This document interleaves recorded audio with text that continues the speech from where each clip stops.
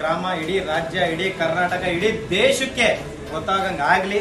ಜೊತೆಗೆ ಈ ಒಂದು ಕೆಲಸ, ಈ ಒಂದು ಕಾರ್ಯ ಇದೇ ರೀತಿ ಮುಂದುವರಿಲಿ. ಮುಂದಿನ ದಿನಗಳಲ್ಲಿ ಇನ್ನೂ ದೊಡ್ಡ ಮಟ್ಟಕ್ಕೆ ಇಡೀ ರಾಜ್ಯ ನೋಡಬೇಕು. ಆ ಥರ ನಾವು ಖಂಡಿತವಾದ ಸಹಕಾರ ಕೊಡ್ತೀವಿ, ಖಂಡಿತವಾದ ಆಗುತ್ತೆ. ಹಾಗೆ ವಿಶೇಷವಾಗಿ ನಿಮ್ಮ ಎಲ್ಲರ ಹೆಸರಲ್ಲಿ ಇವತ್ತೇನು 4 ತಂಡಗಳು, ಫಸ್ಟ್, ಸೆಕೆಂಡ್, ಥರ್ಡ್, ಫೋರ್ತ್ ಅಂತ ಏನು 4 ತಂಡಗಳು ವಿನ್ ಆಗಿದ್ದಾವೆ. ಅವೆಲ್ಲರೂ ತಂಡದ ಹೆಸರಲ್ಲಿ ಒಂದು ದಿನ ನಾಳೆ ಅನ್ನದಾನ ಇರುತ್ತೆ. ಸೊ ಎಲ್ಲರೂ ಕೂಡ ಬಂದು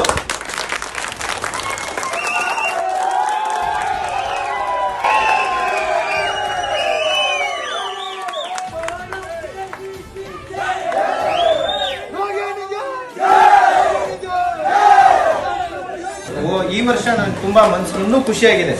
ಯಾವುದೇ ಗೊಂದಲಗಳಿಂದ, ಯಾವುದೇ ತೊಂದರೆ ತಾಪತ್ರೆಗಳಿಂದ ಇಡೀ ಸೊಂಡೆಗುಪ್ಪ ಅಕ್ಕಪಕ್ಕ ಅಂತ ಎಲ್ಲಾ ಗ್ರಾಮಗಳು ಒಂದೇ ತಾಯಿ ಮಕ್ಕಳ ತರ ನಡ್ಕೊಂಡಿದ್ದೀರಾ. ನೀವೆಲ್ರಿಗೂ ಹೃದಯಪೂರ್ವಕವಾಗಿ ಧನ್ಯವಾದಗಳು. ಆ ಶನೇಶ್ವರ ಸ್ವಾಮಿಯವರ ಆಶೀರ್ವಾದದಿಂದ ಇನ್ನೂ ದೊಡ್ಡ ಮಟ್ಟಿಗೆ ಬೆಳೆಯೋದ ತರ ನಿಮ್ಗೆ ಆಶೀರ್ವದಿಸ್ಲಿ, ಭಗವಂತ ಒಳ್ಳೇದು ಮಾಡಲಿ. ಜೊತೆಗೆ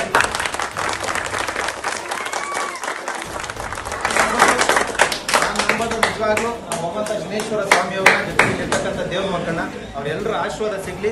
ನಿಮ್ಮ ಹೆಸರಲ್ಲಿ ನಾಳೆ ಇಲ್ಲಿ ಪ್ರಸಾದ ಇರುತ್ತೆ. ದೇವ್ರ ಮಕ್ಕಳಿಗೆ ನೀವೇ ಬಂದು ಬಡಿಸ್ಬೇಕು. ಜೊತೆಗೆ ನೀವು 4 ತಂಡದವರು ಇಲ್ಲಿ ಇರಬೇಕು. ಜೊತೆಗೆ ಇನ್ನೂ ಯಾರು ನೀವು ಈ ಒಂದು ಟೂರ್ನಿಮೆಂಟ್ ಯಾರೆಲ್ಲ ಭಾಗಿಯಾಗಿದ್ದಾರೆ ಎಲ್ಲರೂ ಕೂಡ ಬರ್ಬೋದು. ವಿಶೇಷವಾಗಿ ಈ 4 ತಂಡಕ್ಕೆ ನನ್ನ ಕಡೆಯಿಂದ ಹೃದಯಪೂರ್ವಕವಾಗಿ ಧನ್ಯವಾದಗಳು.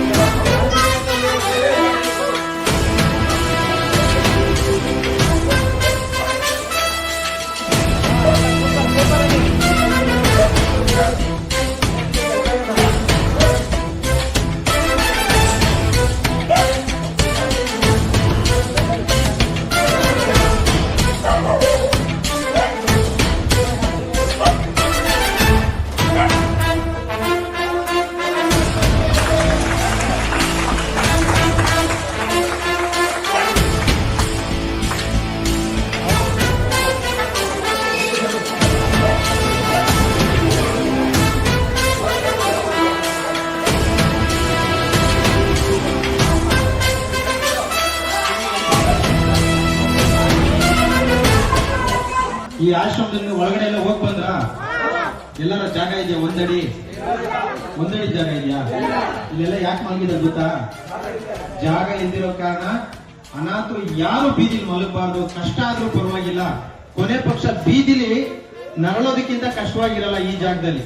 ಊಟ ಟೈಮ್ಗೆ, ಬಟ್ಟೆ ಟೈಮ್ಗೆ, ಮೆಡಿಸಿನ್ ಟೈಮ್ಗೆ, ಎಲ್ಲಾದ್ರೂ ನಿಮ್ಗೆ ಒಂದಡಿ ಜಾಗ ಇದ್ರೆ ತೋರಿಸ್ಬಿಡಿ ನೋಡೋಣ. ಆದ್ರೂ ಇಷ್ಟು ಕಷ್ಟದಲ್ಲಿ ಈ ಆಶ್ರಮನ ನಡೆಸ್ಕೊಂಡು ಬರ್ತಾ ಇದೀನಿ. ನೀವೆಲ್ಲರೂ ಸಹಕಾರ ಇದ್ರೆ ಇನ್ನೊಂದು 500 ಜನ, 1000 ಜನ ಸಾಕಷ್ಟು ಶಕ್ತಿ ಬರುತ್ತೆ ನಮ್ಗೆ. ನಾನೇನು ಒತ್ಕೊಂಡು ಹೋಗೋದು ಏನೂ ಇಲ್ಲ. ನನ್ನ ಸತ್ರು ತಗೊಂಡ ಮಣ್ಣಿಗೆ ಹಾಕೋದು. ಅರ್ಥ ಆಯ್ತಣ್ಣ? ಇವತ್ತು ವಿಶೇಷವಾಗಿ ನೋಡಿ, ಶಿವಕುಮಾರ್ ಸ್ವಾಮೀಜಿಯವರ ಪಕ್ಕದಲ್ಲಿ ನೀವತ್ತು ಹಾಡು ಗೆದ್ದಂತ ಟ್ರೋಫಿ ಪಕ್ಕದಲ್ಲಿದೆ. ಎಷ್ಟು ಅದೃಷ್ಟ ಮಾಡಿದ್ರೆ ಗೊತ್ತಾ? ಅವ್ರು ಬಂದು ಇಲ್ಲಿ ಕೂತಿದ್ದಾರೆ ಅಂದ್ರೆ ನಿಜವಾಗ್ಲೂ ನಮ್ಮೆಲ್ಲರೂ ಭಾಗ್ಯ. ನಿಜವಾಗ್ಲೂ ಮುಂದಿನ ದಿನಗಳಲ್ಲಿ ನಿಜವಾಗ್ಲೂ ನಿಮ್ಗೆ ಹೇಳ್ತೀನಲ್ಲ, ಉಜ್ವಲ ಭವಿಷ್ಯ ಇದೆ. ಬರೀ ಕ್ರಿಕೆಟ್ ಅಂತಾನೆ ಅಲ್ಲ, ನಾನು ಇವತ್ತು ಒಬ್ಬ ಯುವಕನಾಗಿ ನಿಮ್ಮ ಸ್ನೇಹಿತನಾಗಿ ನಾನು ಮಾತಾಡ್ತೀನಿ. ಬರೀ ಕ್ರಿಕೆಟ್ ಟೂರ್ನಿಮೆಂಟ್ ಅಂತ ಅಲ್ದೇನೆ ಬೇರೆ ಯಾವ ವಿಚಾರ ಆಗಿರ್ಬೋದು, ಸಮಾಜಮುಖಿ ಕೆಲಸಗಳಿಗೆ ನನ್ನ ಬೆಂಬಲ ಸದಾ ಇರುತ್ತೆ. ಯಾವುದೇ ಕೆಲಸ ಆಗಿರ್ಬೋದು. ಮುಂದಿನ ದಿನಗಳಲ್ಲಿ ನಮ್ಮ ಕೈ ಏನು ಸಾಧ್ಯ ಆಗುತ್ತೆ, ನಮ್ಮ ಕೈಲಿ ಆಗೋದನ್ನ ನೀವು ಈ ಗ್ರಾಮಕ್ಕೆ ಇನ್ನೂ ತುಂಬಾ ಮಾಡ್ಬೇಕು ಅನ್ನೋ ಆಲೋಚನೆಗಳು ನನಗಿದೆ. ಆದ್ರೆ ದೇವರು ಇನ್ನೂ ನನ್ಗೆ ಅಷ್ಟು ಶಕ್ತಿ ಕೊಟ್ಟಿಲ್ಲ. ಕೊಟ್ರೆ ಖಂಡಿತವಾಗ್ಲೂ ನಿಮ್ಮೆಲ್ಲರ ಜೊತೆ ನಾನು ಕೂಡ ಬೆರೀತೀನಿ. ನನ್ನ ಕೈಲಾದಂತ ಸಹಾಯ, ಸಹಕಾರ, ಸಪೋರ್ಟು ಪ್ರತಿಯೊಂದು ವರ್ಷದಲ್ಲೂ, ಪ್ರತಿ ತಿಂಗಳಲ್ಲೂ ನಾನು ಮಾಡಕ್ಕೆ ಇಷ್ಟಪಡ್ತೀನಿ. ಆಮೇಲೆ ವಿಶೇಷವಾಗಿ ನೀವು ಇವತ್ತು ಬಂದಿದ್ದು, ಇಲ್ಲಿ ನೀವೊಂದು ಟೂರ್ನಿಮೆಂಟ್ ನ ಅದ್ಭುತವಾಗಿ ನಡೆಸಿದ್ದು ನನಗೆ ಬಹಳ ಸಂತೋಷ ಆಗಿದೆ. ನಿಜವಾಗ್ಲೂ ಹೋದ ವರ್ಷಕ್ಕಿಂತ 100 ಪಟ್ಟು ನನಗೆ ಇವತ್ತು ಖುಷಿ ಜಾಸ್ತಿ ಆಗಿದೆ. ನನಗೆ ಒಂಥರ ರೋಮಾಂಚನ ಅನಿಸಿದೆ. ತುಂಬಾ ಸಂತೋಷ ಆಯ್ತು. ನೀವೆಲ್ರಿಗೂ ಕೂಡ ಇಲ್ಲಿ ಯಾರು ಹೆಸರು ಹೇಳಿಲ್ಲ, ನನ್ನ ಹೆಸರು ಹೇಳಿಲ್ಲ ಅಂತ ಯಾರು ಬೇಜಾರು ಮಾಡ್ಕೋಬಾರ್ದು. ನಿಮ್ಮೆಲ್ರಿಗೂ ಕೂಡ ಭಗವಂತ ಒಳ್ಳೇದ್ ಮಾಡ್ಲಿ, ಆಯುಷ್, ಆರೋಗ್ಯ, ಕೀರ್ತಿ, ಸಂಪತ್ತನ್ನ ಕೊಡ್ಲಿ. ಈ ಜನಸ್ನೇಹಿ ಆಶ್ರಮ ಅನ್ನೋದು ಬರೀ ಒಂದು ಆಶ್ರಮ ಅಲ್ಲ, ನಿಮ್ಮ ಕುಟುಂಬ.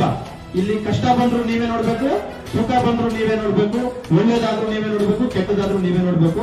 ನಿಮ್ಮೆಲ್ಲರೂ ಪ್ರೀತಿ ವಿಶ್ವಾಸ ಸದಾ ನಮ್ಮ ಮೇಲೆ ಹೀಗೆ ಇರಬೇಕು. Thank you so much. ಹಾಗೆ ಪ್ರತಿ ವರ್ಷ ನೋಡಿ, ಇದೊಂದು ಮಾಹಿತಿ ಚೆನ್ನಾಗಿ ಗೊತ್ತಿರ್ಲಿ. ಕರ್ನಾಟಕದ ಇತಿಹಾಸದಲ್ಲಿ ಇದನ್ನ ಗೂಗಲ್ ಅಲ್ಲಿ ಸರ್ಚ್ ಮಾಡ್ಕೊಳ್ಳಿ, ನೀವು ವಿದ್ಯಾವಂತರು ತುಂಬಾ ಜನ ಇದ್ದೀರಾ. ಒಂದು ಅನಾಥಾಶ್ರಮದಲ್ಲಿ ಶನೇಶ್ವರ ಸ್ವಾಮಿ ವಿಗ್ರಹನ ಎಲ್ಲಾದ್ರೂ ನೋಡಿದ್ದೀರಾ? ಇತಿಹಾಸದಲ್ಲಿ ಇತಿಹಾಸ ಪುಟ ಸೇರುತ್ತೆ ಈ ಒಂದು ಜಾಗ. ಯಾಕೆ ಗೊತ್ತಾ? ಕರ್ನಾಟಕದ ಇತಿಹಾಸದಲ್ಲೇ ಪ್ರಪ್ರಥಮ ಬಾರಿಗೆ ಜನಸ್ನೇಹಿ ನಿರಾಶ್ರಿತರ ಆಶ್ರಮದಲ್ಲಿ ಶನೇಶ್ವರ ಸ್ವಾಮಿ ವಿಗ್ರಹ ಪ್ರತಿಷ್ಠಾಪನೆ ಆಗಿರೋದು ಒಂದು ಇತಿಹಾಸ ಪುಟ ಸೇರುತ್ತೆ. ಇದು ಅರ್ಥ ಮಾಡ್ಕೊಳ್ಳಿ. ಹಾಗೆ ಅವರ ಆಶೀರ್ವಾದ ಇಡೀ ರಾಜ್ಯ, ಇಡೀ ದೇಶಕ್ಕೆ ತಿಳಿಯುತ್ತೆ. ಅವರ ಒಂದು ಕೆಲಸ ವೈಖರಿ ಇನ್ನೂ ದೊಡ್ಡ ಮಟ್ಟಕ್ಕೆ ಬೆಳೆಯುತ್ತೆ. ಈ ಒಂದು ಊರಿನ ಕೀರ್ತಿ ಇನ್ನೂ ದೊಡ್ಡ ಮಟ್ಟಕ್ಕೆ ಹೋಗ್ಬೇಕು ಅಂದ್ರೆ ನೀವೆಲ್ಲರೂ ಕೈ ಜೋಡಿಸ್ಬೇಕು. 2 ವರ್ಷಗಳು ಜಾತ್ರೆ ಪೂರೈಸಿದೀವಿ. ಈಗ ಬರೋಬ್ಬರಿ 3ನೇ ವರ್ಷ. ಮುಂದಿನ ತಿಂಗಳು 26, 27ಕ್ಕೆ ಜಾತ್ರೆ ಆಗ್ತಾ ಇದೆ.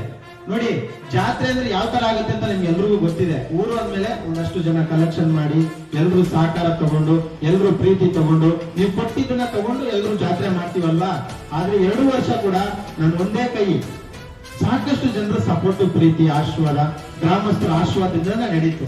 ಆದ್ರೆ ನಮ್ಮ ಆಶ್ರಮದ ಹೆಸರಲ್ಲಾಗಿರ್ಬೋದು, ಜಾತ್ರೆ ಹೆಸರಲ್ಲಾಗಿರ್ಬೋದು, ಟೂರ್ನಿಮೆಂಟ್ ಹೆಸರಲ್ಲಾಗಿರ್ಬೋದು, ನಾವೆಲ್ಲೋ ಹೋಗಿ ₹1 ಫಂಡ್ ಕೇಳಿ, ದುಡ್ಡು ಕೇಳಿ ಈಸ್ಕೊ ಬಂದು ಜಾತ್ರೆ ನಡೆಸೋರಲ್ಲ ನಾವು. ನಿಮ್ಮೆಲ್ಲರೂ ಪ್ರೀತಿ ವಿಶ್ವಾಸದಿಂದ ನೋಡಿ, ಹೋದ ವರ್ಷ ತುಂಬಾ ಚೆನ್ನಾಗಿ ಜಾತ್ರೆ ಆಯ್ತು. ಅಲ್ಲಿ ಒಂದಷ್ಟು ಜನ ಕೋಲ್ ಕುಣಿತದವ್ರು ಬಂದಿದ್ರು, ಗೊಂಬೆ ಕುಣಿತದವ್ರು ಬಂದಿದ್ರು, ಒಂದಷ್ಟು ಇದ್ರ ಬಗ್ಗೆ ಬೆಳ್ಳಿ ರಥಗಳು ಬಂದಿತ್ತು, ಒಂದಷ್ಟು ಜಾನಪದ ಕಲಾವಿದರು ಬಂದಿದ್ರು. ಒಂದಷ್ಟು ಜನ ಏನಪ್ಪಾ ಆಶ್ರಮ ಮಾಡ್ತಾರೆ, ಇಷ್ಟೊಂದು ದುಡ್ಡು ಖರ್ಚು ಮಾಡೋದ ಅವಶ್ಯಕತೆ ಇತ್ತ ಅಂತ ಕೇಳಿದ್ವಿ. ಒಂದಷ್ಟು ಜನ ಕೇಳಿದ್ರು. ನಿಜ ಹೇಳ, ಅದ್ ಯಾವ್ದಕ್ಕೂ ₹1 ಖರ್ಚು ಮಾಡಿಲ್ಲ. ನನ್ನ ಕೈಲಾದಂತ ಒಂದು ಪ್ರೀತಿನ ಜೊತೆಗೆ ನಾನು ಇಲ್ಲಿ ದೇವ್ರು ಇರ್ಬೋದು, ಅವ್ರು ಎದ್ದು ನಿಂತ್ಕೊಂಡು ಆಶೀರ್ವಾದ ಮಾಡ್ತಾರಲ್ಲ ನನ್ನ ಕಣ್ಣಾರೆ ನೋಡಕ್ಕಾಗಿಲ್ಲ. ಆದ್ರೆ ಇಲ್ಲಿರೋ ದೇವ್ರ ಮಕ್ಕಳೇ ನನಗೆ ದೇವ್ರು. ಅವ್ರೆಲ್ಲರೂ ಕೈಲೂ ಖಂಡಿತವಾಗ್ಲೂ ನಿಮ್ಗೆ ಆಶೀರ್ವಾದ ಮಾಡಿಸ್ತೀನಿ. Thank you.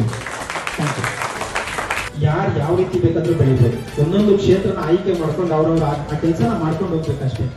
ಈ ಒಂದು ಏನ್ ಇವತ್ತು ಸ್ಟಾರ್ಟ್ ಮಾಡಿದಿರಲ್ಲ, ಇದರಿಂದ ಒಂದಷ್ಟು ಪುಣ್ಯದ ಕೆಲಸಗಳನ್ನ ಮಾಡೋಣ ಮುಂದಿನ ದಿನಗಳಲ್ಲಿ. ಇದನ್ನ ಯಾವ ತರ ಮಾಡ್ಬೋದು ಅಂತ ನಾನು ಕೂಡ ಯೋಚನೆ ಮಾಡ್ತೀನಿ. ನೀವೆಲ್ಲರೂ ಕೂತ್ಕೊಂಡು ಹೋಗ್ತೀನಿ, ಯೋಚನೆ ಮಾಡಿ. 4 ಜನಕ್ಕೆ ಬಡವರಿಗೆ ಸಹಾಯ ಆಗ್ಬೇಕು, ಕಷ್ಟದಲ್ಲಿರೋರಿಗೆ ಸಹಾಯ ಆಗ್ಬೇಕು. ಜಾತ್ರೆಯಲ್ಲಿ ಸ್ವಲ್ಪ ಗೊಂದಲಗಳು ಆಗುತ್ತೆ ಊರಲ್ಲಿ, ಅದನ್ನ ನಾವೆಲ್ಲ ನಿಂತ್ಕೊಂಡು ಬಗೆಹರಿಸ್ಬೇಕು. ಇದನ್ನ ನಮ್ಮ ಜಾತ್ರೆ ತರ ಮಾಡ್ಬೇಕು ನಾವು. ಇದೊಂದು ನಿಮ್ ಮನಸ್ಸಲ್ಲಿ ಇಟ್ಕೊಳ್ಳಿ. ಏನೇ ಗಲಾಟೆಗಳಾಗ್ಲಿ, ಗಲಾಟೆ ಆದ್ರೂ ನಾವು ನಮ್ಮ ಕೆಲಸ ಅಂತ ನಿಂತ್ಕೊಂಡು ಬೆನ್ನೆಲ ಬಗ್ಗೆ ಅಣ್ಣನ ನಿಂತ್ಕೊಂಡ್ರೆ ನಾವು ನಮ್ಮನ್ನ ದೇವ್ರ ಕಾಪಾಡ್ತೇವೆ. ಸರಿನಾ? ಏನು ನೀವು ಅಷ್ಟೊತ್ತು ಯಾರೇ ಕಾಲ್ ಕೊಡ್ತಾ ಬಂದ್ರು ಅದನ್ನ ಬಗೆಹರಿಸೋ ಜವಾಬ್ದಾರಿ ನಿಂದಾಗಿರ್ಬೇಕು. ಇದು ಜವಾಬ್ದಾರಿ ನಮ್ಮ ಕೆಲಸ. ಇವಾಗ ನಮ್ಗೆ ಅವ್ರ ಬೆನ್ನೆಲ ನಿಲ್ತಾರೆ, ನಾವು ಅವ್ರ ಬೆನ್ನೆಲ ನಿಲ್ಬೇಕು. ಅದನ್ನ ನೀವು ಯೋಚನೆ ಮಾಡಿ. ನೀವು ಇದನ್ನ ಮಾಡಿದ್ರೆ ನೀವೆಲ್ಲೋ ಬೆಳ್ಕೊಂಡು ಹೋಗ್ತೀರಾ.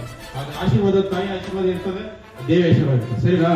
Okay, thank you.